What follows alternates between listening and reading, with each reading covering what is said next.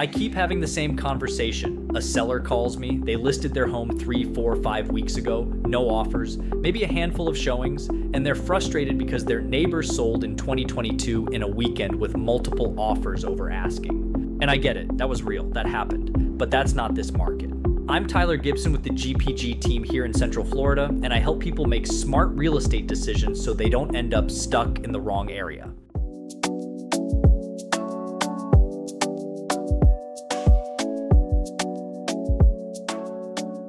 And right now, I'm seeing a lot of sellers stuck. So let's talk about why. Orlando homes right now are sitting on the market longer than they have in over a decade.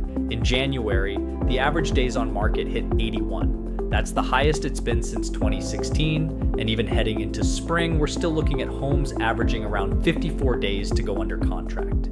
That's not a crisis, but it is a wake-up call. And the thing is, homes are still selling. Every single week, deals are closing in Orlando. The difference between the ones that sell and the ones that sit comes down to a few things, and none of them are complicated. They're just uncomfortable. So let's talk about what's actually happening. First, the market has shifted. Orlando is hovering right around balanced territory. Months of supply hit nearly 7 months late last year. It's pulled back a little since then, but we're still sitting right around that 6-month mark, which means buyers have options. They're not desperate. They're not fighting over your listing. They're comparing it to everything else on the market, and they're being selective. That's reality. And if you price your home like buyers don't have choices, you're going to sit, which brings me to the number one reason homes don't sell. And it's the same reason it's always been: price. 77% of top agents in a recent survey said overpricing is the most common mistake sellers make. And here's the part that really hurts. In the Orlando metro, nearly half of all active listings, 48%, have taken at least one price reduction. That's almost half the market admitting they started too high. Your home gets the most attention in its first 2 weeks on the market. If you miss that window because you wanted to test the market at a higher number, you don't get that energy back. You just don't. Every week after that, the listing gets stale. Buyers start scrolling past it. They start wondering what's wrong with it. And the price reduction you eventually make, it never hits as hard as pricing it right from the start would have. Stay with me here because this next part matters more than most sellers realize. Photos and presentation. I know, it sounds basic, but 83% of buyers agents say staging helps buyers picture themselves living in a home. And about half of sellers agents say staging actually reduced how long the home sat on the market. That's not opinion. That's data from NAR's own report. Most buyers are starting their search on their phone. They're scrolling through listings the way you scroll through Instagram. A few seconds per listing. If your photos are dark, cluttered, or look like someone took them on their way out the door, you're invisible. Professional photography. Declutter, clean, stage at least the living room, the primary bedroom, and the kitchen. That's it. That's the baseline.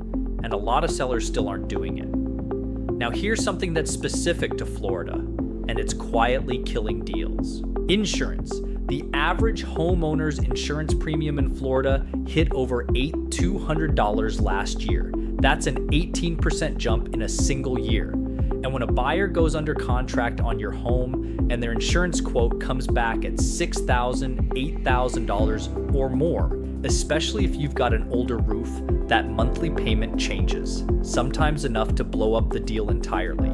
I've seen it happen. Seller lists the home, buyer makes an offer, everything's moving. Then the insurance quote comes in and the buyer's lender says the numbers don't work. Deal falls apart after 30 to 45 days. Now, the good news is Florida's insurance market is stabilizing. Reforms are working, carriers are filing rate decreases, Citizens Property Insurance is cutting rates by almost 9% this year. But premiums are still well above the national average, and if your roof is getting up there in age, you need to know that going in. Get a wind mitigation inspection before you list. Know your roof's condition, have a plan. And here's the other thing nobody wants to talk about. You're not just competing with other resale homes anymore. You're competing with builders. New construction in Orlando is everywhere right now.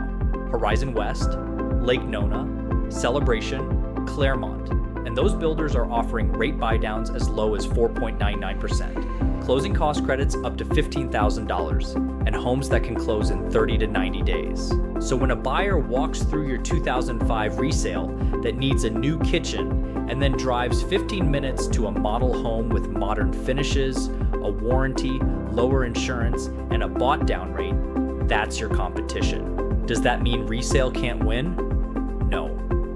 Established neighborhoods still have things builders can't touch. Location, mature trees, bigger lots, no CDD fees, character. But you have to lean into those strengths, and you have to price with the understanding that your buyer has options you didn't have to worry about 5 years ago. So here's what I'll leave you with. The sellers who are getting their homes sold right now in this market at this pace, they all do the same things. They price based on what's actually closing in their area. Not what they wish the market was, not what their neighbor got in 2022, what's closing right now. They invest in presentation, professional photos, clean, staged spaces. They treat it like a product launch, not an afterthought. They get ahead of the insurance question before it becomes a problem. And they stay flexible. Rate buydowns, closing cost help, repair credits. They meet the buyer where the buyer actually is. None of this is complicated, but it does require you to be honest about where the market is, not where you want it to be. And that's actually the whole thing.